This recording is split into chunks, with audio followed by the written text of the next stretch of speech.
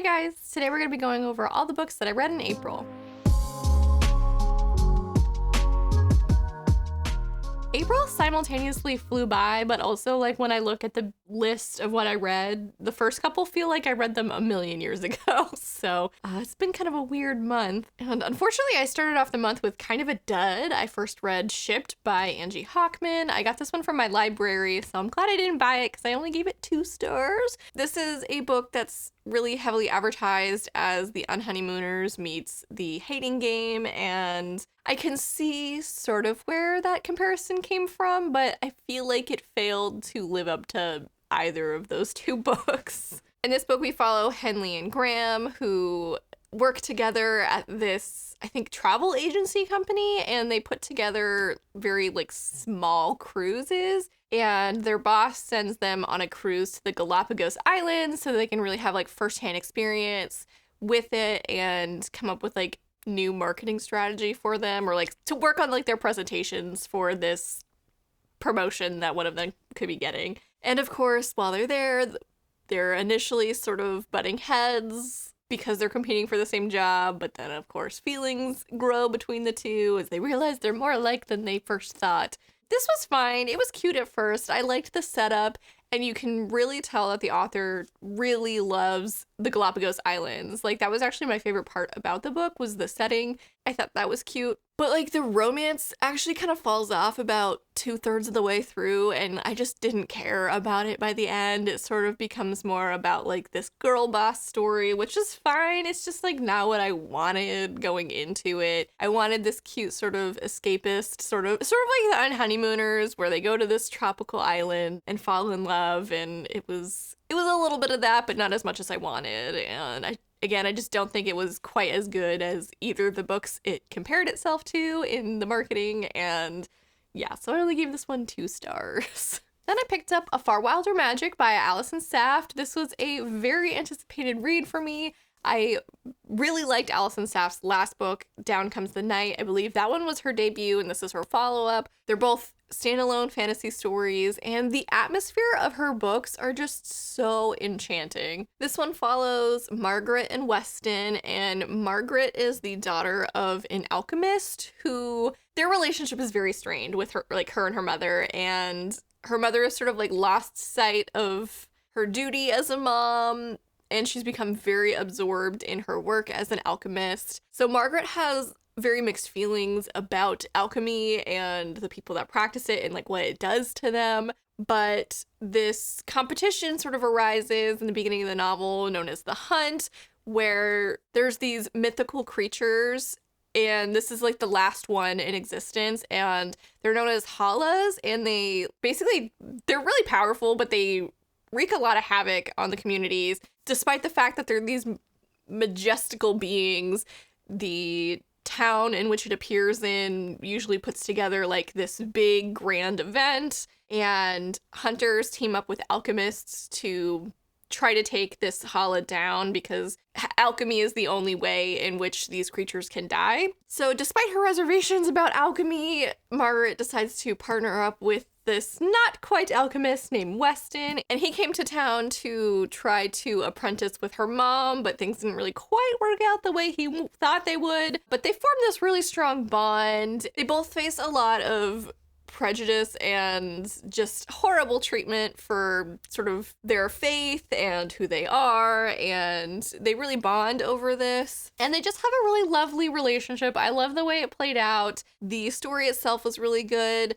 It's very sort of analogous to, I'm not exactly sure of the time period, but maybe late 19th, early 20th century America, and sort of the tensions between Catholics and Protestants and the persecution that Jewish people also faced. It's not exactly one for one, but you can tell there was a lot of influence on the story from that, and I thought it was really well done. Again, I really like the atmosphere that Alison Saft is able to inject into her stories, so like if you're looking for a good fall book, I think this would be a fabulous one to pick up, and again, the romance is just so good. I gave this one 4 out of 5 stars. Next up, I picked up a book that I got approved for on NetGalley like late last year, and then the book itself came out in like January, and I just did not get to it in time. I feel like I applied for this arc because it was like October or something, and I was really in the mood for a witchy romance. And this advertises itself as a witchy rom-com,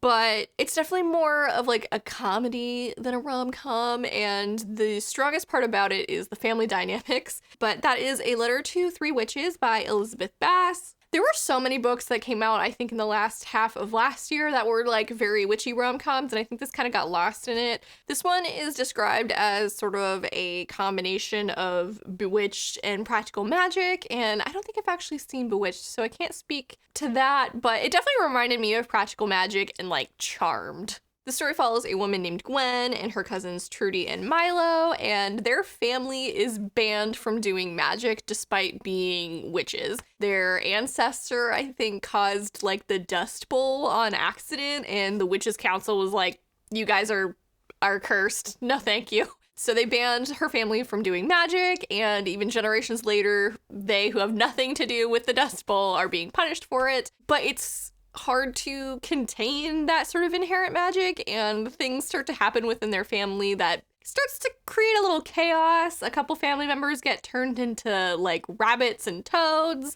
and they're trying to figure out how to reverse all of this and not get caught by the Witches' Council. This was cute. Again, the romance element was very much back burner, and I think it actually would have been better to do without it entirely.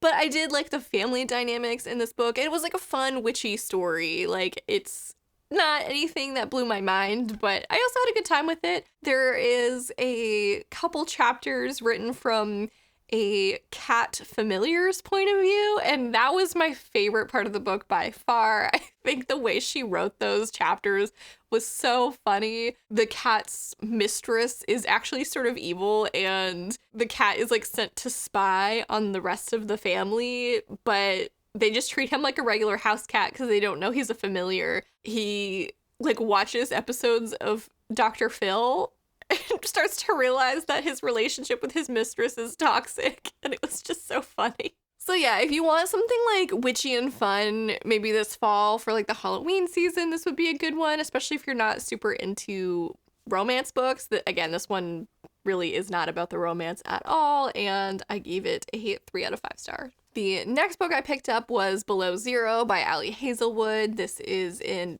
audiobook, and it's the third book in the Steminist novellas that Ali Hazelwood has put out over the last few months. This one was okay, but it was probably my least favorite of the 3. All 3 of them so far have, I think, suffered from being so short, and I know they're novellas, but like, I really want my romances to be fleshed out and the characters to be fleshed out, and novellas just don't have the time to do that in the way that I like them to, so this one was just fine for me. In this one, we follow aerospace engineer Hannah. She ends up at NASA, which has been like her dream job. Like, she saw the Mars rover thing happen when she was a teenager, and like that's what she wanted to do with the rest of her life. Like, she wanted to put rovers on Mars and know everything there is to know about Mars, which is cool. It's fun. It's fun reading about these characters with like really intense jobs because they're smarter than me, that's for sure. Hannah's not a very romantic person though. She's kind of a commitment phobe. Her only friends have been Mara and Sadie, who the other 2 novellas are about, and they have like a very sisterly relationship, which I liked reading about. But when it comes to love, she just does not have the time. And eventually she ends up meeting, I believe, Mara's cousin, who also works at NASA. They hit it off immediately, but when she expresses that she's not looking for a relationship, he kind of backs off because he's not about one-night stands and stuff. So they have this sort of tension where there's a lot of attraction between the 2, but Hannah is really scared to commit, and she ends up sort of in a dangerous situation. I think it's in like Iceland, JK, a remote Arctic research station, by herself and he has to come and save her. And so if you're into that kind of thing, it's very romantic. But again, I just don't think there was quite enough development for the relationship. Maybe it was because I was listening to it on audiobook. I didn't feel quite as invested in it as I have been with some of Ali Hazelwood's other romantic couples. But I don't know. I'm curious to read these when they finally release the ebooks, or hopefully they do like a bind up of all 3 novellas or something so I can physically own it. And maybe my experience with that will be a little bit different, but I just didn't love these as audiobooks. But overall, I gave this one 3 out of 5. It was fine. It just wasn't my favorite thing that Ali Hazelwood has ever done. Next up, I read An Arc of Juniper and Thorn by Ava Reed. This, I believe, takes place in the same universe as her previous release, The Wolf and the Woodsman, but this follows a girl who is one of the daughters of like the last wizard in existence, because he like took out everyone else. So Marlon Chan, our main character, and her 2 sisters are basically like forced to stay at home. Their father is cursed to never feel fulfilled. And this is applied in many ways, both hunger and in ambition and love. So Marlon Chin is a very dutiful daughter, so she's kind of scared to cross her father, but she prepares all of his food despite the fact that he himself will never feel full again. They've been living with this weird situation their entire lives. They're also sort of a spectacle in their community. They live in this place called Oblia, but the rest of society has really started to modernize, and the only customers they really get are people who are more curious about them than anything else. And each of the sisters' magics are different. One of them, I believe, can like read the future. One is really good with herbs. And Marlon Chin herself has something called flesh divination, where like if she has like skin to skin contact with a person, she's able to read their memories. And these powers are basically what this family subsists off of, the customers they get. But like, again, their father is very controlling, and one day the 3 of them sneak out and they go to see a ballet show, and she becomes very infatuated with like the main male dancer. He later becomes a customer, and her father, again, is very protective over the 3 sisters, and just a lot of drama arises from her sort of crush on this guy.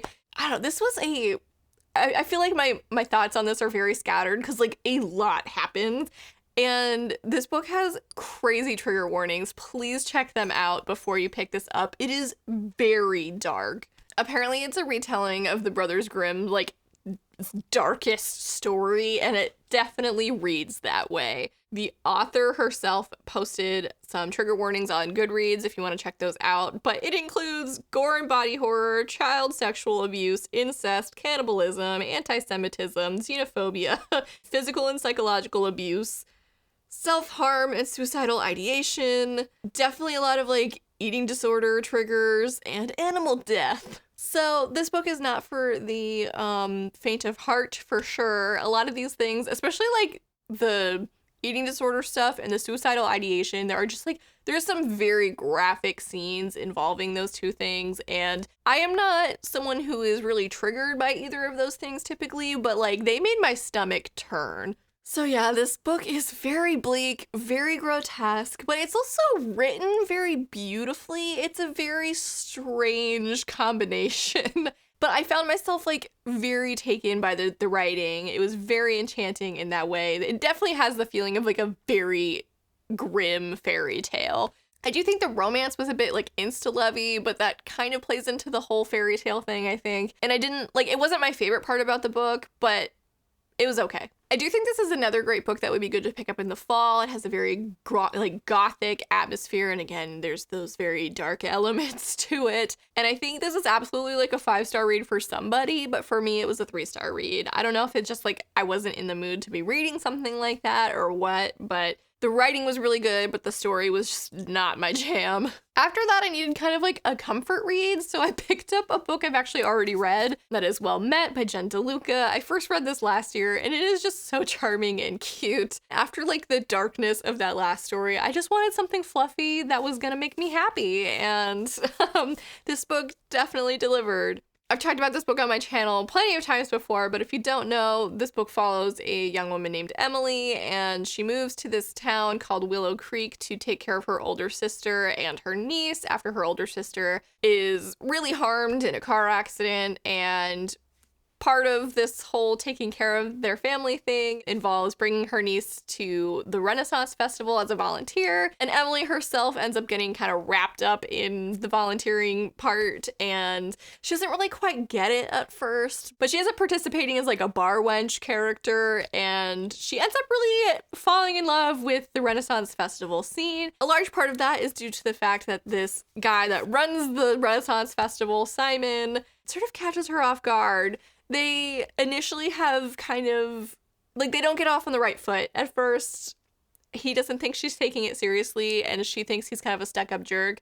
But Simon himself plays a sort of piratey character at the Renaissance Fair and is very flirtatious with Emily. It makes her question, you know, who is this Simon guy? Like, is this a character, or is he really into me? And it's just so cute. I do think subconsciously, I also picked this up because I watched Our Flag Means Death, like, right before this, and I wanted some, like, piratey content, and while this takes place in, you know, modern day and age, the pirate character Simon plays is very fun. This was just a great comfort read. I definitely plan on picking it up again sometime in the future, and it delivered the cutesy romance that I was looking for. As with the first time, I gave this 4 out of 5 stars. There's some like miscommunication stuff that happens later in the book that is just not my favorite, but I can see why it played out the way that it did.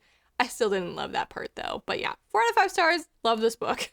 Next up, I picked up The Black Tongue Thief by Christopher Buehlman. This was so wild. Daniel Green actually also just posted a review of this book, so I think, like, everything he said about it is absolutely perfect, and if you're looking for a really in-depth review, I definitely recommend checking out his channel and his video about this book.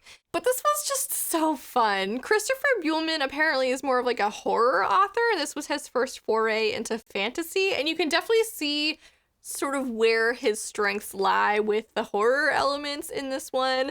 But this was like your classical like fantasy adventure story. They go on this quest. It feels kind of episodic almost, like the parts of this book as they go on their journey. I think it would actually make like a really good television show in that aspect. In this book, we follow a thief named Kinch, and he was trained by a thieves guild growing up that he is now severely indebted to. So he gets sent on this quest by his guild to accompany this warrior woman named Galva. They're basically looking for a missing queen, and he actually initially runs into Galva because he was going to rob her along with some other people. Galva proved to be a very formidable foe, but she's also very honorable and basically let them escape with their lives for the most part. Her and Kinch just have a really interesting dynamic. Kinch is one of the funniest narrators I have ever come across, especially in fantasy. This book really benefited from being written in the first person because his perspective on the world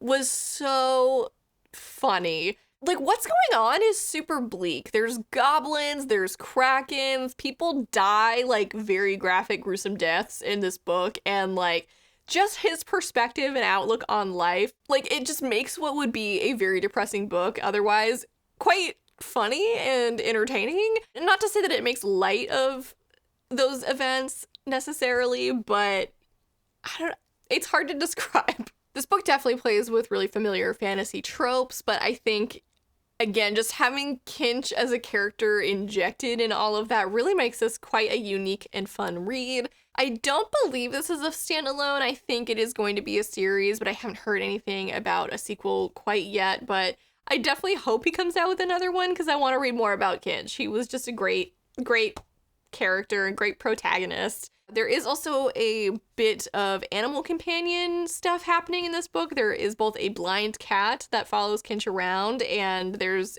a battle crow that Galva has, and that thing is terrifying, but also really cool. But yeah, this was like a solid fantasy romp, and I had a good time. Like, the plot itself was nothing groundbreaking. Like, you definitely you pick this up for the characters, just like go along with it because it was fun. It was fun. And I gave this 4 out of 5 stars. Then I picked up a book that is kind of, I don't know if I necessarily has been blowing up lately, but I feel like I've been seeing it everywhere. And so I was like, I gotta check this out. And that is A River Enchanted by Rebecca Ross. This is her first foray into adult fantasy. This is the first part of a duology, I believe, called, it's like the Isle of Cadence or something. This book is so, like, just magical. I loved this. We start off this book following this character named Jack, and he is from the Isle of Cadence, which is a magical, mystical place, but he was sent to the mainland to study as a bard. About 10 years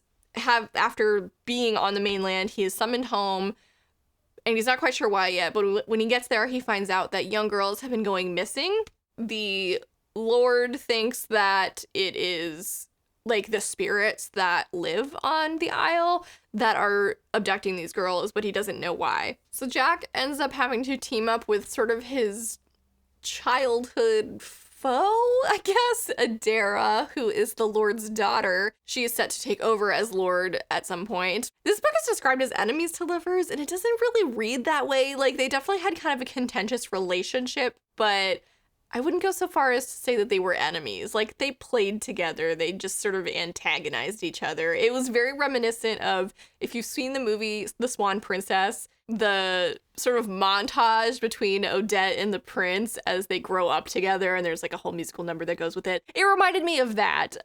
And so, again, not enemies to lovers, really. In addition to Jack and Adara, we follow a captain of the guard character named Torin and his wife, who is a healer. Their relationship, I think, is really what put this book on the adult shelf.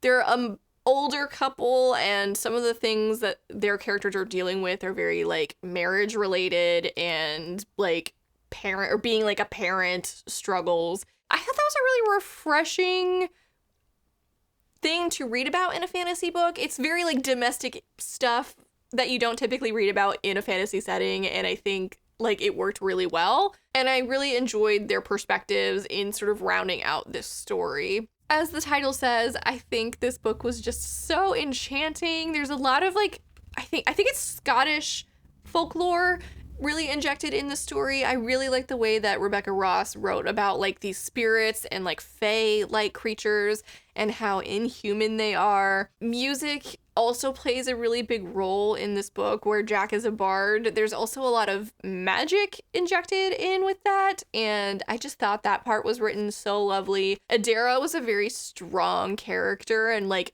very much a leader in her community, and that was really nice to read about. And yeah, I don't know, I fell in love with the setting of this book. Like, Cadence was so interesting. There's a lot, I think, to explore still in its sequel, A Fire Endless, which I think comes out later this year, and I'm very excited for. I just want to live in this world. I don't know, it was one of those places you just want to, like, be absorbed by as you're reading. I think if you're really into very atmospheric fantasy, this is a great pick, and I really went back and forth on whether or not to give this a 4 or 5 stars. I think I landed about on a 4.5. It was almost perfect, but not quite. But I did really love this book, and strongly recommend, if you've been thinking about picking it up, do it. Then I finally got to Gallant by V.E. Schwab. This is her new release. It sort of straddles YA and middle grade. I can see why people think it reads more middle grade. I myself think it reads more like a young YA. I don't know if that matters or not, but this was, unlike some of the other books I've talked about in this wrap up, this is exactly what it advertised itself as. This was The Secret Garden meets Crimson Peak in like the best way. In this book, we follow Olivia, and she is an orphan. All that she has left of her past is her mom's diary, which reads sort of like a descension into madness. Olivia herself has spent her whole life really like poring over this diary, trying to glean information about her parents from it, and she's been raised in like a boarding school. And one day, the faculty receives a letter from people claiming to be Olivia's family and saying, like, we're looking for you, we want you, please come join our family at our home, Gallant. The last thing in the diary that her mom ever wrote was, you will be safe as long as you never return to Gallant. So she's really torn on like, is this a good idea? But she's so desperate for love and family and connection. She was like, all right, let's go. But once she gets there, she finds out things are more complicated than she ever could have imagined. Her last living family member, her cousin, really doesn't want her there, but she doesn't know why. He's very hostile at first. Gallant itself as an estate is more than she could have ever dreamed of, but there is also a sort of unsettling quality to it, especially because Olivia can see ghosts. And the ghosts, like the way they're written is very Crimson Peak in this book. Like visually, if you've seen Crimson Peak, like the way the ghosts are like exactly how I pictured them in this book. There's actually a line from Crimson Peak that really stuck with me when I watched it, and it reminds me of this as well. This is not a ghost story, it's a story with ghosts in it, if that makes sense. So Olivia really wants to stay at Gallant, but she quickly finds out that there's something haunting the place in quite a literal way, and I just loved this book. I think a lot of people picked this up expecting a lot of plot and were kind of disappointed, because this is definitely a book all about the atmosphere. I personally really love those kinds of reads, and I think V.E. Schwab tackles that really well. Her writing is breathtaking. There are so many lines in this, especially from the diary, that just hit me so hard. And like, I teared up a couple times reading some of the diary entries. They were just so emotional.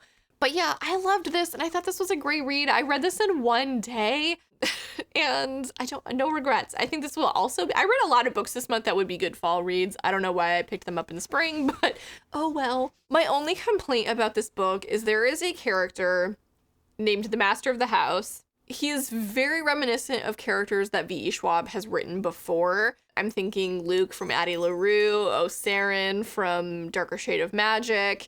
It's just that physical manifestation of death, really, that is kind of a theme in her writing. And while I don't dislike that, it felt very similar to other characters she's written in the past. So that was really my only qualm with this book, but otherwise, lovely read, very atmospheric, perfect for the fall. I gave it 4 out of 5 stars. Then for the buddy read for the month, Stephanie and I read Pachinko by Min-Jin Lee. This is a much hyped historical fiction, and in it we follow this young woman, Sunja, from sort of her teenage years to being an old woman, and we follow several of her family members throughout these decades as well, and how Sunja sort of getting in a relationship with a married man unknowingly, she did not know, and getting pregnant with his child really impacted her whole life. While it was seen at the time as a mistake, obviously, there was a lot of happiness that came from that. There was also a lot of heartbreak that came from that. And then this is all set against the backdrop of Japanese occupation of Korea, and then her moving to Japan and living there as a Korean woman, and her sons and grandsons being born there, but then not really being considered Japanese citizens, even though they've never been to Korea themselves. And this was just very epic in scope. We've obviously traversed a lot of time and a lot of political events. I think Min-Jin Lee did a really good job at capturing a very broad spectrum of Korean experience during this time. Each character has their own struggles, even if they have similar backgrounds. You follow brothers whose lives veer off in completely different directions. Despite their similarities, they have very different worldviews, and this impacts them very differently, obviously. And I feel like I learned a lot from this novel. Like, I recently read Beast of a Little Land, which takes place in a similar time period, not quite as broad. And that one follows the experience more of like Koreans living in Korea during this time, whereas this family immigrates to Japan. So those are two different experiences entirely, but they did definitely remind me a little bit of each other. If you like historical fiction, I think this is a great read. This is much hyped for a reason, and I really fell in love with these characters as I read them. But I do think some of Min-Jin Lee's writing is very straightforward to the point of, like, it was a little too frank in parts. Like, some characters would just die and then you move on without any time to, like, mourn them. It was a little jarring, I will say that. But yeah, lovely read, emotional read, very educational. If you know nothing about the Pacific Theater during World War II, I definitely recommend picking this up because, again, I learned a lot about what that was like living there during this book. And yeah, I give it 4 out of 5 stars. After that, I was kind of in the mood for a lighter read again, so I picked up the first book in the Girl Meets Duke series by Tessa Dare, The Duchess Deal. This is a very fluffy historical romance. I've read a couple historical romances in the past, so I knew what to expect for the most part going in. I don't know, this was just fun. This was like no brain cells, just read kind of experience. So this book follows a seamstress who is the daughter of a vicar and the Duke of Ashbury, who was at Waterloo, I guess, and suffers a really horrible injury that, like, scars his face and stuff. You'd never be able to tell from the cover. But so he's dealing with a lot of life changes that brought along, including a failed engagement. She's just trying to make her way in the world as a seamstress. Right off in chapter 1, she, like, storms into his house, basically demanding money for a wedding dress that she made for his previous fiance, because she never got paid for it. And, like, right from then, he's immediately, like, infatuated with her. So, like, it was a little sudden for me. There wasn't really a lot of build up to their relationship. They meet, and then, like, the next day he visits her in the shop that she works at, and he's like, "You want to marry me? I just need an heir. And after that, you can have nothing to do with me. You can have your own house in the country, and we never have to deal with each other. I literally just need an heir because no one else wants me because I'm horribly scarred." And she's like, "What?" Of course, she'd be silly to refuse a duke his hand in marriage, so she accepts, hoping that her power as a duchess can help her help other young women, and she becomes friends with a couple other characters that I assume the sequels will be about. But yeah, I don't know. This one was just very fast. Like, it looks a little chunky, but the words are gigantic, and it's just over 350 pages. I read it in, like, 2 evenings. It was fine. I've heard Tessa Dare talked up a lot recently, especially in the historical fiction world. Not my favorite that I've read, but I had a good time. Like, it did the thing I wanted it to do, which was give me a light, fluffy read. I just think the relationship moved, like, way too fast. I do think the Duke was quite funny. He has a lot of, like, self-deprecating jokes about his appearance and stuff. So, like, that was kind of fun, but otherwise it was just fine. I gave it 3 stars. Honestly, probably closer to a 2-star, but, like, it wasn't bad. So, 3 stars. And lastly, I am not quite done with this, but, like, I'm almost there, so I feel like I have the right to talk about it. I will finish it before May 1st. And that is Daughter of the Moon Goddess by Sue Lynn Tan. This is also a new release that has been really hyped up. This is the Fairy Loot edition, and it's so good. It's a retelling of the Mid-Autumn legend that deals with the legend of Chang'e, the moon goddess. This follows her daughter, and if you liked Six Crimson Cranes, I think you will very much enjoy this book. It's giving me, like, a very similar feeling. Not to say that they are the same, but just that the vibes are similar. So yeah, in this book we follow Xingyin, and she is the daughter of the moon goddess, as the title suggests. In the very beginning of the book, she finds out her mom is actually a prisoner, and that Xingyin's very own existence is unknown to the captives of her mom. And one day she is almost discovered, and her mom sends her away to avoid discovery. She ends up in the very kingdom of the people who are imprisoning her mom, and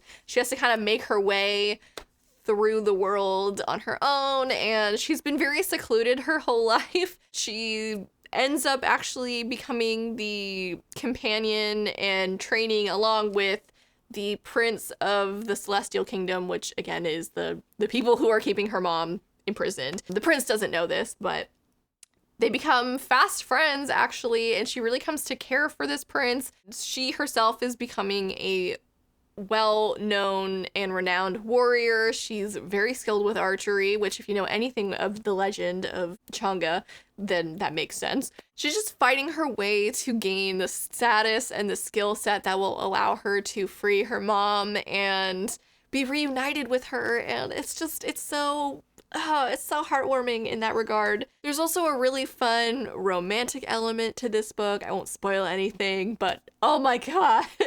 This book has broken my heart several times now, and again, I'm like maybe 80 pages from the end and loving this book. So I can't wait to see how it ends. This is part 1 of a duology. The sequel, Heart of the Sun Warrior, comes out I think in November, and we'll definitely be picking that up because I'm loving this book. Depending on how the ending goes, I'm between a 4 and a 5 right now. I love this book. It's a really fun adventure story. I love our main character, Xingyin, and that's all I can say. So yeah, that wraps up my April reading. I got to a lot more than I thought I did in retrospect. Hopefully I can finish up Daughter of the Moon Goddess today or tomorrow before the month is officially over. Let me know down in the comments if you've read any of these. I would love to talk about them with you. And as always, feel free to check out my socials down in the description box below, like this video, and follow my channel if you haven't already. I really appreciate the views and the likes and the follows. I have a lot of fun doing this with you guys every week. So yeah, thank you guys so much for watching and have a lovely day. Bye.